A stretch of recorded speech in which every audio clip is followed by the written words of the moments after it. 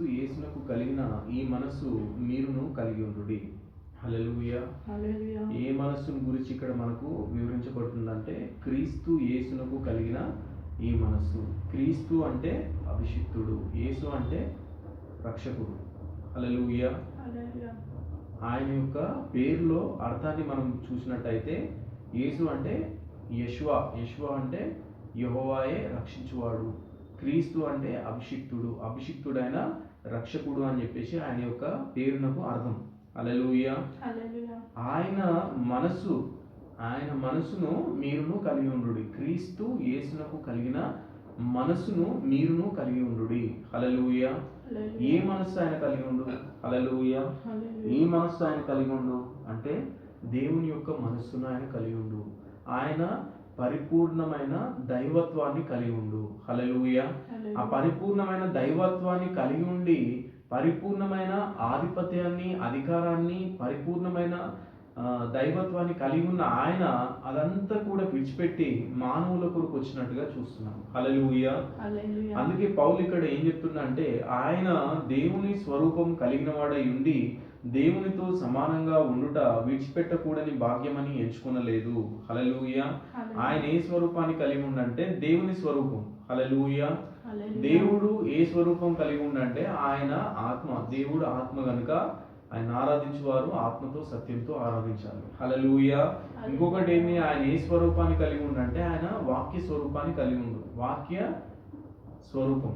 హల్లెలూయా. ఆయన దేవుని స్వరూపం కలిగిన వాడై ఉండి దేవునితో ఉండుట విడిచిపెట్టకూడని భాగ్యమని ఎంచుకొనలేదు గాని మనుషుల పోలికగా పుట్టి. హల్లెలూయా.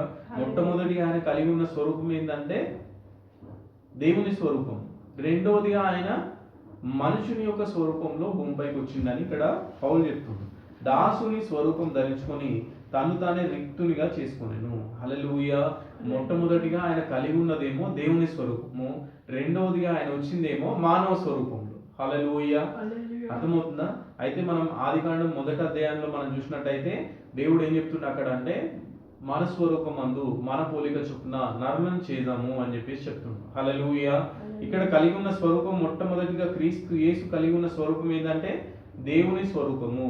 ఆ స్వరూపంలో మొట్టమొదటి ఆదికాండంలో ఆయన ఏం చేస్తుండు? ఆ స్వరూపంలో నరులను సృష్టిస్తుండు. ఏ స్వరూపం అదంటే వాక్య స్వరూపము. దేవుని యొక్క వాక్య శరీరంలో ఆయన తన స్వరూపంలో తన పోలిక చొప్పున నరులను చేస్తుండు. హల్లెలూయా. అర్థమవుతుందా? అయితే ఇక్కడ ఆ యొక్క వాక్య స్వరూపంలో ఉన్న ఆయన, దేవుని స్వరూపంలో ఉన్న ఆయన ఏం చేస్తుండు అంటే తను తాను తగ్గించుకొని మనుష్య పోలికగా పుట్టి దాసుని స్వరూపంను ధరించుకొని తను తాను రిక్తునిగా చేసుకొనెను. హల్లెలూయా. ఏంది? ఆయన కలిగి ఉన్న స్వరూపాన్ని, ఆయన కలిగి ఉన్న ఆధిక్యతను, ఆయన కలిగి ఉన్న అధికారాన్ని విడిచిపెట్టి ఆయన ఏం చేస్తుండంటే మనుషుని పోలికలో, మనుషుని స్వరూపంలో ఆయన రిక్తునిగా భూమిపైకి వచ్చినట్టుగా మనం ఇక్కడ పౌలు వివరించి చెప్పడానికి చూస్తున్నాం మనం. హల్లెలూయా. ఎందుకు వివరిస్తుండేదంటే ఆయన యొక్క మనసును మీరును కలిగి ఉండుడి అని చెప్పుటకు ఆయన ఇక్కడ వివరిస్తున్నట్టుగా మనం చూస్తున్నాం. హల్లెలూయా. ఏ మనసు కలిగి ఉండి ఆయన అంటే అన్ని కలిగి ఉన్నప్పటికీ అవన్నీ విడిచిపెట్టి నీ కొరకు నా కొరకు ఒక మానవ రూపంలో రిక్తునిగా, ఒక సేవకుని రూపంలో ఆయన అన్ని విడిచిపెట్టేసి ఒక రిక్తునిగా ఆయన తను తాను రిక్తునిగా చేసుకొని, అంటే రిక్తుడుగా అంటే వదిలేసుకుండా ఆయనకున్నాయన్నీ విడిచిపెట్టేసి ఆయన మొదటి రాకడలో ఎట్లొచ్చిందంటే ఆయనకున్నాయన్నీ విడిచిపెట్టేసి, అధికారాన్ని విడిచిపెట్టేసి, ఆయన యొక్క కలిగి ఉన్న స్వరూపాన్ని విడిచిపెట్టేసి ఆయన ఒక మానవ స్వరూపంలో రిక్తునిగా, ఒక మానవునిగా, ఒక సేవకునిగా ఆయన భూమిపైకి వచ్చినట్టుగా మనం చూస్తున్నాం. హల్లెలూయా. మరియు ఆయన ఆకారమందు మనుషుడుగా కనబడి మరణం పొందినంతగా, అనగా శిలువ మరణం పొందినంతగా విధేయత చూపిన వాడై తను తాను తగ్గించుకొనెను. హల్లెలూయా. ఏం చేసినంట?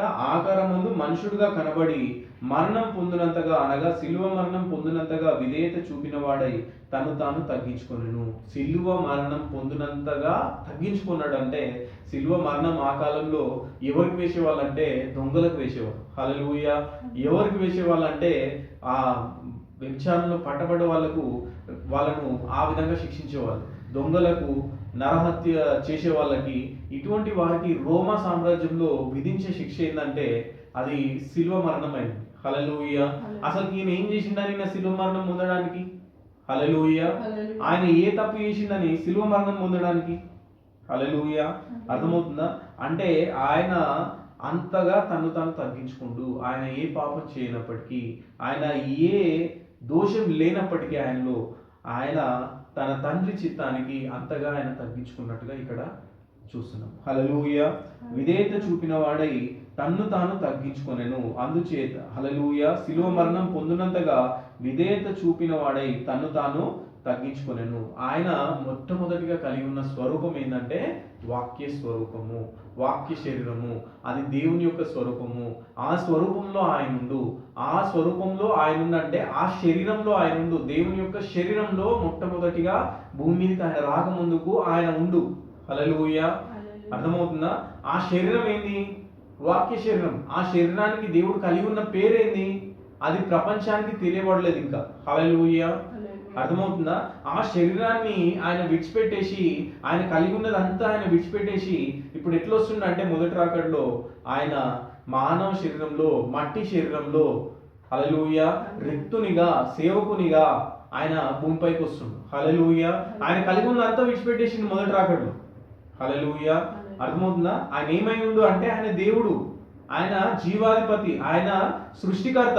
ఆ సృష్టికర్త ఆయన కలిగి ఉన్న ఆధిపత్యాన్ని అంతటినీ కూడా విడిచిపెట్టేసి మొదటి రాకడలో ఎట్లా వస్తుండ అంటే ఆయన ఒక మానవునిగా వస్తుండు. మానవ స్వరూపంలో రిక్తునిగా ఆయన ఉన్నదంతా కూడా విడిచిపెట్టేసి ఆయన ఒక మానవునిగా మొదటి రాకడలో భూమిపైకి వచ్చినట్టుగా మనం చూస్తున్నాం. హల్లెలూయా.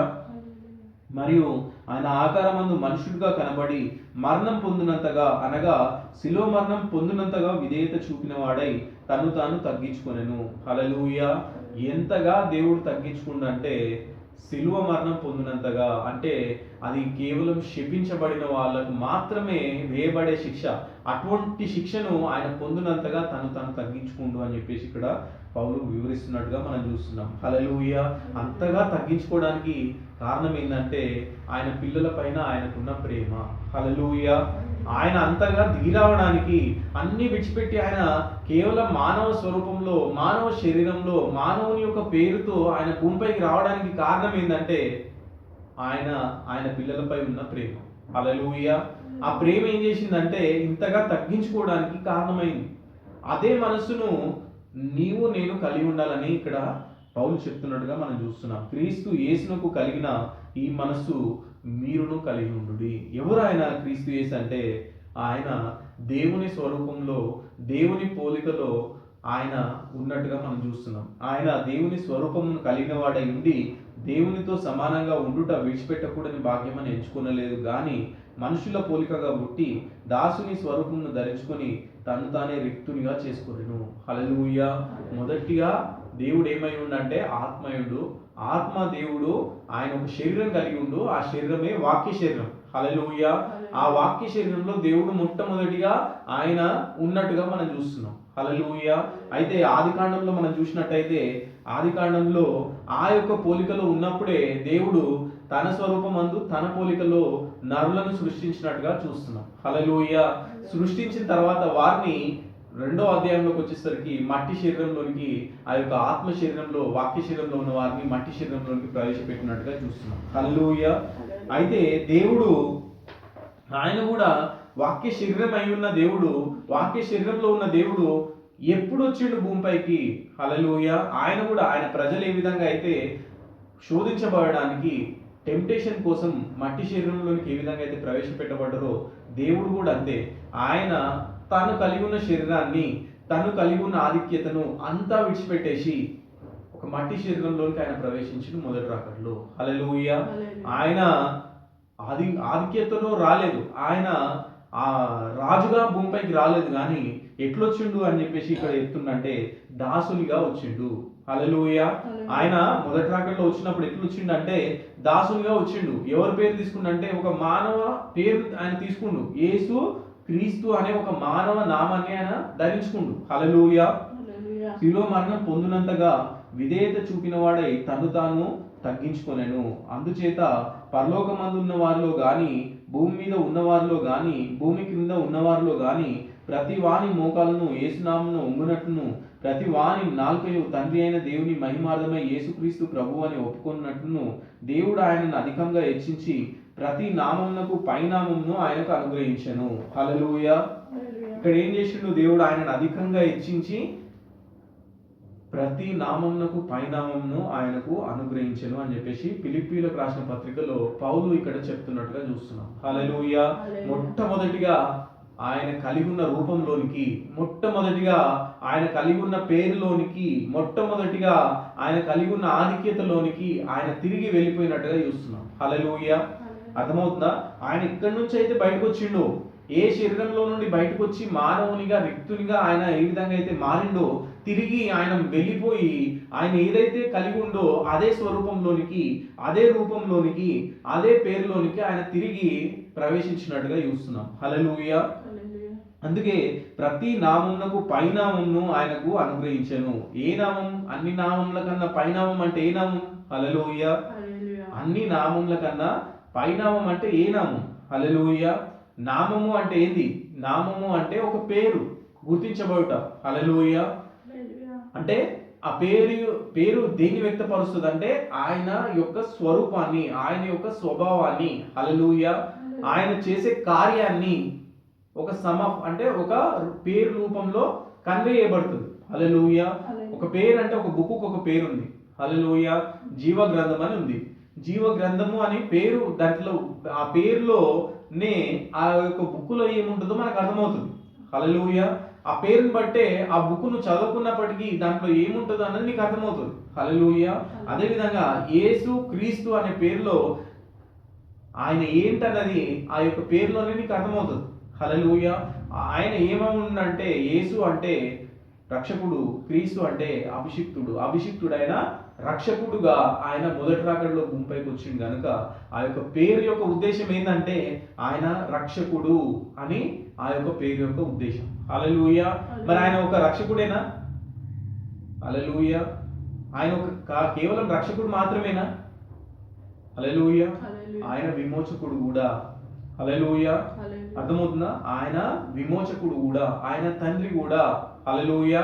ఆయన మనల్ని కాపాడువాడు, ఆయన పోషించువాడు. యెహోవా రాఫా అంటే ఆయన మనల్ని స్వస్థపరచువాడు. యెహోవా ఈరే అంటే ఆయన చూసుకునేవాడు. హల్లెలూయా. ఇవన్నీ కూడా ఆయన యొక్క నామాలు. యెహోవా నిస్సి, యెహోవా షమ్మా, ఇవన్నీ కూడా ఆయన యొక్క క్యారెక్టరిస్టిక్స్ అంటే ఆయన యొక్క గుణ లక్షణాలు. హల్లెలూయా. ఒక్క రక్షకుడు మాత్రమే కాదు ఆయన సమస్తమయుడు. హల్లెలూయా. ఆయన మొదటి రాకడలో వచ్చినప్పుడు ఆ యొక్క పేరును స్వీకరించిండు. కానీ ఆయన ఈ చివరి కాలంలో ఆయన ఏమైతే అయ్యుండో ఆయన పరిపూర్ణమైన దేవుడు అయ్యుండు. ఆయన బైబిల్ మొత్తం ఏదైతే ఉందో అదంతా కూడా ఆయనే అయ్యుండు. హల్లెలూయా. దానికి అంతటికి కూడా కర్త, కర్మ, క్రియ ఆయనే అయ్యుండు గనుక ఆ చివరి కాలంలో ఆయన యొక్క నిజమైన పరిపూర్ణమైన వాక్యానికి ఎవరికైతే బయలుపరుస్తాడో ఆ వాక్యంలో ఆయన ఏదైతే కలిగి ఉందో ఆ యొక్క పేరును వారికి బయలుపరుస్తాడు. హల్లెలూయా. ఆయన మొదటి రాకడలో ఆయన ఏం చేసిండంటే ఆయన వచ్చినప్పుడు ఆయన యొక్క నిజమైన స్వరూపాన్ని, ఆయన యొక్క నిజమైన నామాన్ని, ఆయన యొక్క నిజమైన ఆధిక్యతను అన్నీ కూడా విడిచిపెట్టేసి ఒక మానవ రూపంలో శోధించబడుటకు, ఒక మానవ రూపంలో ఆయన పరీక్షించబడుటకు, ఒక మానవ రూపంలో శిక్ష అనుభవించుటకు భూమిపైకి వచ్చినట్టుగా మనం చూస్తున్నాం. హల్లెలూయా. అయితే రెండవసారి ఆయన భూమిపైకి ప్రత్యక్షమైనప్పుడు ఏం జరుగుతుందంటే ఆయన ఏదైతే నిజమైన స్వరూపాన్ని కలిగి ఉందో అదే స్వరూపంలో దేవుడు భూమిపైకి వస్తాడు. హల్లెలూయా. ఆయన ఏదైతే నిజమైన పరిపూర్ణమైన సత్యమైన వాక్యాన్ని కలిగి ఉందో అదే వాక్యంతో ఆయన ప్రత్యక్షమవుతాడు. అదే నామంతో ఆయన చివరి కాలంలో భూమి పైన ప్రత్యక్షమవుతాడు. హల్లెలూయా. ప్రత్యక్షమైనప్పుడు నువ్వు చూసినావంటే, చూస్తే, నువ్వు గుర్తిస్తే నువ్వు ఆయనను చేరుకుంటావు. హల్లెలూయా. అలాగనే క్రీస్తు కూడా అనేకుల పాపములు భరించుటకు ఒక్కసారి అర్పించబడి తన కొరకు కనిపెట్టుకున్న వారి రక్షణ నిమిత్తం పాపం లేకుండా రెండోసారి ప్రత్యక్షమవును. హల్లెలూయా. ఏందంట? ఆయన ఒకసారి అర్పించబడి తన కొరకు కనిపెట్టుకున్న వారి రక్షణ నిమిత్తం పాపం లేకుండా రెండోసారి ప్రత్యక్షమవును. హల్లెలూయా. హెబ్రీయులకు రాసిన పత్రిక 9వ అధ్యాయము 28వ వచనం. హల్లెలూయా. ఆయన ఎట్లా ప్రత్యక్షమవుతాడంట? ఎట్లా ప్రత్యక్షమవుతాడంట? రెండోసారి పాపం లేకుండా ప్రత్యక్షమవును. వాక్య శరీరంలో ఆయన ప్రత్యక్షమవుతాడు. హల్లెలూయా. ఆయన కలిగి ఉన్న శరీరంలో, హల్లెలూయా, ఆయన కలిగి ఉన్న శరీరంలో, ఆయన నిజ శరీరంలో ఆయన చివరి కాలంలో ప్రత్యక్షమవుతాడు. హల్లెలూయా. క్రీస్తు యేసునకు కలిగిన ఈ మనస్సు మీరును కలిగి ఉండు. మొదటిసారి ఆయన ప్రత్యక్షమైనప్పుడు ఆయన పరిపూర్ణమైన వాక్య శరీరంలో ఆయన ప్రత్యక్షం కాలేదు, కానీ మానవ శరీరంలో మానవునిగా రిక్తునిగా ఆయన భూమిపైకి వచ్చినట్టుగా చూస్తున్నాం. హల్లెలూయా. వారిని అక్కడ మొదటి రాకడలోనే ఆయన మానవ శరీరంలో భూమిపైకి వచ్చిన దేవుడు రెండోసారి భూమిపైకి వచ్చేటప్పుడు ఎట్లా అంటే పరిపూర్ణమైన వాక్య శరీరంలో ఆయన పరిపూర్ణమైన ఆధిక్యతతో ఆయన వచ్చినట్టుగా చూస్తున్నాం. హల్లెలూయా. ఆయన భూమి మీద ఉన్నవారిలో కానీ భూమి క్రింద ఉన్నవారిలో కానీ ప్రతి వాని మోకాలు యేసునామమున ఉన్నట్లు, ప్రతి వాని నాలుకయు తండ్రి అయిన దేవుని మహిమార్థమై యేసుక్రీస్తు ప్రభు అని ఒప్పుకున్నట్టును దేవుడు ఆయన అధికంగా హెచ్చించి ప్రతి నామమునకు పైనామమును ఆయనకు అనుగ్రహించెను. హల్లెలూయా. ప్రతి నామమునకు పైనామము అంటే అది దేవుని యొక్క నామము, దేవుడు కలిగి ఉన్న పేరు. దేవుడు వాక్యం పరిపూర్ణమైన వాక్యమై ఉన్న దేవుడు పరిపూర్ణమైన వాక్యంలో ఆయన ఏదైతే కలిగి ఉందో అదే పేరు ఆయన కలిగి ఉండు. హల్లెలూయా. కొన్ని సమయంలో దేవుడు కార్యంలో జరిగించినప్పుడు ఆయన వింతైన మార్గంలో ఈ లోకస్తులకు ప్రత్యేకమైన మార్గంలో జరిగిస్తాడు. హల్లెలూయా. కొన్ని సమయంలో దేవుడు కార్యంలో జరిగించినప్పుడు ఆయన వింతైన మార్గంలో ఈ లోకస్తులకు ప్రత్యేకమైన మార్గంలో జరిగిస్తాడు. ఏంటంట? ఇక్కడ ప్రవక్త విలియం మేరియన్ బ్రహ్నం బోధించిన వర్తమానంలో నుండి మనం చూస్తున్నాము. సాక్షులు అనే వర్తమానము కొన్ని సమయంలో దేవుడు కార్యంలో జరిగించినప్పుడు ఆయన వింతైన మార్గంలో ఈ లోకస్తులకు ప్రత్యేకమైన మార్గంలో జరిగిస్తాడు. ఆయన ఏం చేస్తాడంట? వింతైన మార్గంలో ఈ లోకస్తులకు ప్రత్యేకమైన మార్గంలో కార్యంలో జరిగిస్తాడు. శరీర సంబంధమైన మనసు కలిగిన వారికి అవి బుద్ధిహీనంగా తోస్తాయి. హల్లెలూయా. ఎట్లా అంట? శరీర సంబంధమైన మనసు కలిగిన వారికి బుద్ధిహీనంగా తోస్తాయి. దేవుడు ఆ కార్యములను అంత సామాన్యంగా ఎలా జరిగిస్తాడు? అది శరీర సంబంధిని తికమకపరచును. హల్లెలూయా. దేవుడు ఆ కార్యములను అంత సామాన్యంగా ఏ విధంగా జరిగిస్తాడు? అది శరీర సంబంధిని తికమకపరుస్తాయని చెప్పేసి ఇక్కడ చెప్తున్నట్టుగా చూస్తున్నాం. ఉదాహరణ, కన్యక ద్వారా జన్మించట మరియు అనేక కార్యములు శరీర సంబంధికి అర్థం కావడం లేదు. దాని గురించి ఏమి ఆలోచించాలో కూడా వారికి తెలియదు, కానీ దేవుడు చేశాడు. హల్లెలూయా. కన్యక గర్భవతి, కుమారుని కన్ను అతనికి ఇమ్మానుయేల్ అని పేరు పెట్టబడుతుందని మొదటి రాకడలో ఆయన ఒక వాక్యాన్ని ఇచ్చినప్పుడు ఆ వాక్యాన్ని నెరవేర్చినప్పుడు దేవుడు కన్యకరు గర్భంలో నుండి ఆయన భూమిపైకి వచ్చినప్పుడు ఆ యొక్క కార్యము దేవుడు జరిగించుట అది శరీర సంబంధమైన మనసు కలిగిన వారికి అది వారి తలలపైగా పోతున్నట్టుగా ఇక్కడ ప్రవక్త వివరిస్తున్నట్టుగా చూస్తున్నాం. హల్లెలూయా. ఉదాహరణకు బాప్తిజం ఇచ్చి యోహాను రాక ఆ నది దగ్గర యేసుకు బాప్తిజం ఇచ్చినప్పుడు ప్రతి పల్లము పూడ్చబడును, ప్రతి కొండయు మెట్టయు పల్లం చేయబడును, ఆకులన్నీ చప్పట్లు కొట్టును, పర్వతములు గొర్రెపిల్ల వలె గంతులు వేయును అని వ్రాయబడి ఉన్నది. దాని గురించి ఆలోచించండి. అది ఏమిటి? అడవులలో జీవించే బోధకుడు, అతని ముఖం మీద గడ్డం పెరిగి ఉన్నది. అతడు గొర్రె చర్మం కప్పుకొని యోర్దాను యొక్క ఒడ్డున బురద నీటిలో నిలవబడి మారు మనసు గురించి బోధించుచున్నాడు. ఆమేన్. అక్కడ పరలోకం నుండి దేవుడు మాట్లాడి ఉన్నాడు. దేవుని ఆత్మ పావురం వలె దిగివచ్చి పశువుల పాకలో జన్మించిన వ్యక్తి మీదకు దిగిరావడంలో అతడు చూశాడు. చూడండి, ఈ లోకం గొప్పది అని పిలిచే దానిని దేవుడు వెర్రిది అని పిలుస్తున్నాడు. లోకం వెర్రిది అని పిలిచే దానిని దేవుడు గొప్పది అని పిలుస్తున్నాడు. అది నిజం. కాబట్టి బుద్ధిహీనులు అని పిలిపించుకుంటూ కలవరపడవద్దు. ఎందుకనగా దాన్ని గుర్తుంచుకోనండి, క్రీస్తు మనస్సును లోకం మనస్సును ఒకే సమయంలో నీవు కలిగి ఉండలేవు. హల్లెలూయా. ఇక్కడ ఏంటంటుందో, క్రీస్తు మనస్సును లోకం యొక్క మనస్సును ఒకే సమయంలో నీవు కలిగి ఉండలేవు. బుద్ధిహీనంగా లోకం చూస్తున్న దాన్ని దేవుడు అది జ్ఞానం అంటుండో, దేవుడు ఏదైతే జ్ఞానం అంటుండో దాన్ని ఈ లోకం బుద్ధిహీనమైనది అని చెప్పేసి ఇక్కడ ఎంచుకుంటుంది. కనుక దేవునితో నువ్వు ఉండాలంటే, దేవుని యొక్క మనస్సును, క్రీస్తు మనస్సును, దేవుని యొక్క మనస్సును నువ్వు కలిగి ఉండాలంటే లోకం యొక్క మనస్సును నువ్వు కలిగి ఉండలేవు. లోకం యొక్క మనస్సును నువ్వు కలిగి ఉండాలంటే దేవుని యొక్క మనస్సును నువ్వు కలిగి ఉండలేవు అని చెప్పేసి ఇక్కడ చెప్తుంది. లోకం మనసు ఒకే సమయంలో నువ్వు కలిగి ఉండలేవు. దేవుడు తన మార్గంలో నిన్ను నడిపించడానికి వీలుగా నీవు నీ మార్గం నుండి తొలగవలసి ఉన్నది. నీవు ఏదైనా చేయాలంటే అది ఒకటే మార్గం. నీవు నీ సొంత ఆలోచనల నుండి, నీవు నీ సొంత తలంపుల నుండి దూరం కావాలి. ఎన్నడూ తర్కించవద్దు, కేవలం విశ్వసించుము. ఒకవేళ మరియా కన్యక జన్మను గురించి తర్కించినట్లయితే ఎలా ఉండేది? ఒకవేళ ఆమె ఒక నిమిషం ఆగండి, నేను పురుషుని ఎరగని దానిని, అలా జరిగిన వారు అంతకుముందు ఎవరు లేరు, నేను కుమారుని ఎలా కంటాను, నీవు ఆ విధంగా నాకు చెప్పనవసరం లేదు అని చెప్పి ఉంటే ఆమె దేని కొరకు నిరీక్షించలేదు. ఆమె దేవుని వాక్యము తీసుకొని బిడ్డను బట్టి దేవునికి కృతజ్ఞతలు చెప్పుట ప్రారంభించినది. ఆమెకు ఏ అనుభూతి కలగకముందే, ఆమె ఒక సూచన కూడా ఇవ్వకముందే ఆమె దేవదూత మాటను విశ్వసించి సంతోషంతో దేవుని స్తుతించు తాను పురుషుని ఎరగకుండానే బిడ్డను కనబోచునని అందరికీ చెప్పింది. దేవుడు మనకు మరింత మంది మరియలను అనుగ్రహించునుగాక. సాక్షులు మార్చి 3, 1954. హల్లెలూయా. ఇక్కడ మనం చూసినట్టయితే ఆమె వాక్యాన్ని తర్కించలేదు కానీ వాక్యాన్ని విశ్వసించింది.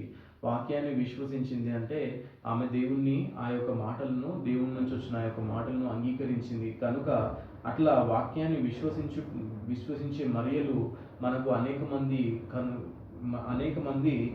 మరింత మంది మరియలను దేవుడు మనకు అనుగ్రహించును గాక అని ఇక్కడ చెప్తున్నట్టుగా చూస్తున్నాం. హల్లెలూయా.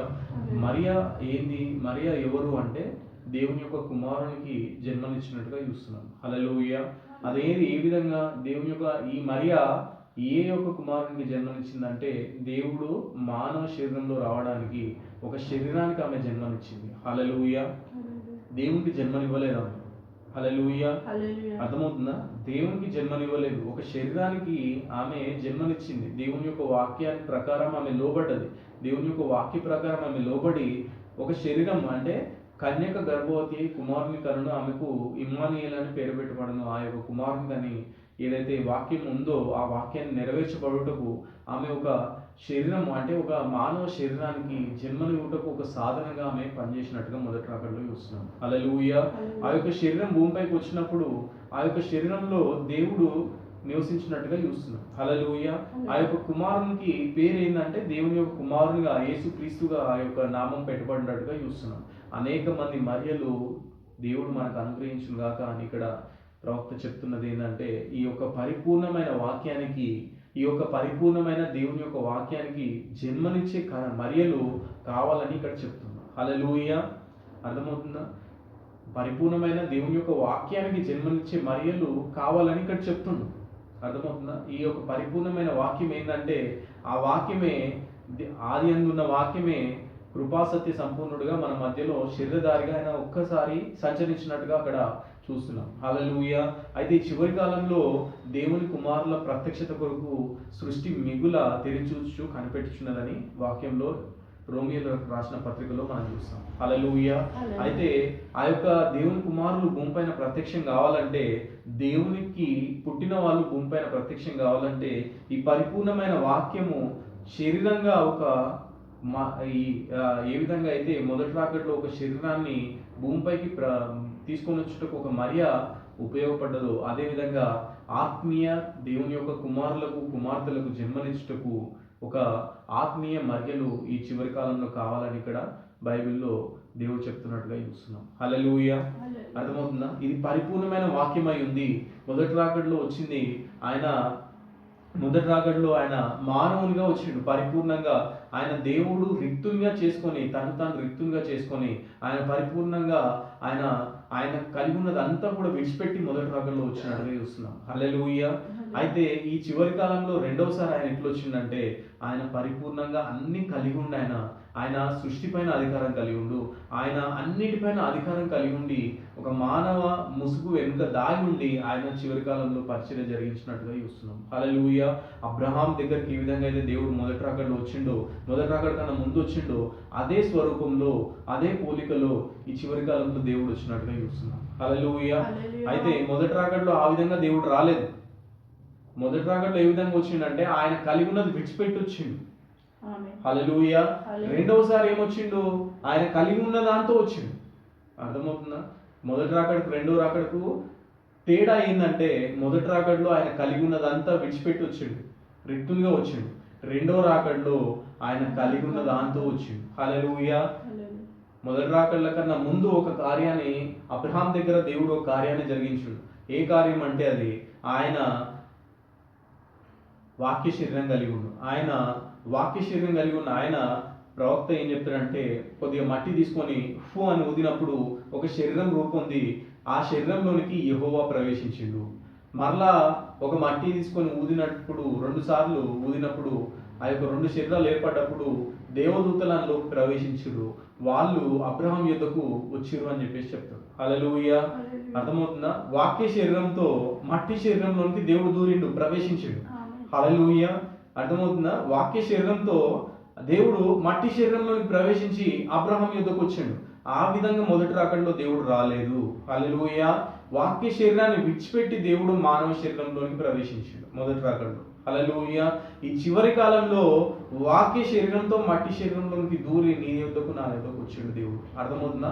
అబ్రహాం యుద్ధకు వచ్చినట్టుగా అబ్రహాం యొక్క రాజ సంతానం యుద్ధకు దేవుడు వచ్చిండు, కానీ అబ్రహాం యొక్క శరీర సంబంధమైన సంతానం యుద్ధకు దేవుడు ఆయన వాక్య శరీరాన్ని విడిచిపెట్టేసి ఆయన రిక్తునిగా ఆయన కలిగి ఉన్న అన్ని కూడా విడిచిపెట్టేసి ఆయన మొదటి రాకడలో వచ్చినట్టుగా చూస్తున్నాం. హల్లెలూయా. అర్థమవుతుందా? క్రీస్తు యేసునకు కలిగిన ఈ మనసు మీరును కలిగి ఉండుడి.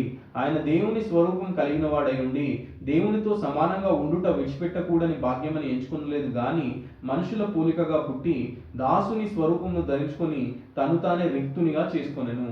ఎందుకొరకు ఆ విధంగా రిక్తుని చేసుకుంటూ? రిక్తుడుగా అంటే ఏంటి అంటే ఆయన కలిగి ఉన్నదంతా కూడా ఆయన విడిచిపెట్టేసి వచ్చింది. హల్లెలూయా. ఆయన కలిగి ఉన్న ఆధిపత్యతను, ఆయన కలిగి ఉన్న అధికారాన్ని, ఆయన కలిగి ఉన్న సమస్తాన్ని ఆయన విడిచిపెట్టి మొదటి రాకడలో వచ్చిండు. హల్లెలూయా. ఎందుకొరకు వచ్చిండు? ఎందుకొరకు ఆ విధంగా శ్రమపడ్డాడు? ఎందుకొరకు ఆ విధంగా శోధించబడ్డాడు అంటే ఆయన పిల్లలు కూడా ఆ విధంగా శోధించబడుతున్నారు కనుక వాళ్ళు కూడా మొదటి రాకడ కన్నా ముందు దేవుడు ఆది కాండంలో చూసినట్టయితే మొట్టమొదటిగా ఆయన స్వరూపంలో ఆయన పోలికలో ఆయన చేసిన ఆయన యొక్క పిల్లల్ని, ఆ యొక్క శరీరాన్ని, ఆ యొక్క వాక్య శరీరాన్ని దాటించి వాక్య శరీరం ఇవ్వకుండా మట్టి శరీరంలోనికి వారిని ప్రవేశపెట్టి ఈ శోధనలు, ఈ శ్రమలు, ఈ కష్టాలు ఇవన్నీ కూడా దాటిన తర్వాత వాళ్ళు కూడా ఆ యొక్క నిజమైన బహుమానాన్ని పొందుకొనుటకు దేవుడు కూడా ఏం చేసిందంటే ఆయన యొక్క వాక్య శరీరాన్ని దాటి మట్టి శరీరంలోనికి ప్రవేశించింది మొదటి రాకడలో. హల్లెలూయా.